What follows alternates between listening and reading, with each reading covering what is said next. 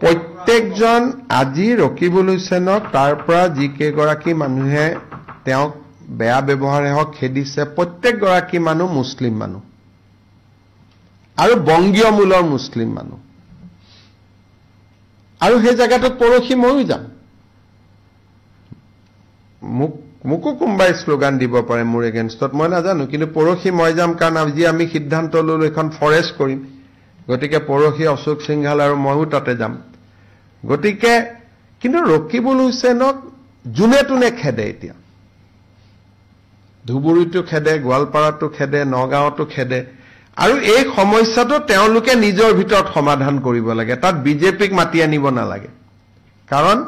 বংগীয় মূলৰ ৰাইজৰ মাজত বিজেপিৰ প্ৰভাৱ নাই বুলিয়ে ক'ব পাৰে আৰু সেইকাৰণে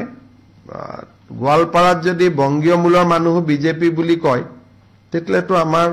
কি হ'ব তেতিয়ালে 126টাই আমি পাই যাম দেখোন গতিকে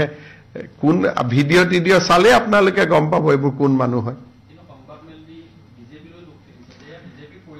কৈছো যদি বংগীয় মূলৰ মানুহে বিজেপিৰ ইছাৰাত চলে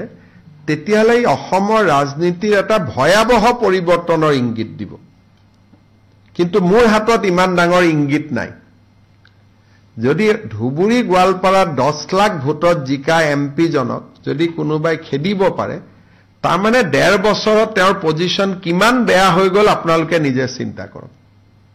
1.5 বছৰ হোৱাই নাই নেকি এবছৰ 2-3টা দিনে হৈছে 10 লাখ ভোট পোৱা মানুহক নিজৰ সমষ্টিৰ পৰা কোনোবাই খেদিব নেকি আমিতো 25 বছৰ থাকিলো না সামুগুৰিতটো খেদিলে গোৱালপাৰাটো খেদিলে আমাকতো জালুকবাৰীত আজিলৈকে কোনেও খেদা নাই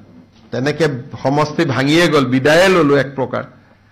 গতিকে আমাকতো কোনেওতো আজিলৈকে নেখেদা নাই কংগ্ৰেছেও নেখেদে আনকি সমষ্টিৰ কংগ্ৰেছ মানুহখিনিও ভোট নিদিলেও ভাল পায় আমাক নেখেদে অন্তত গতিকে তেনেকেতো পাৰেই কৰিলো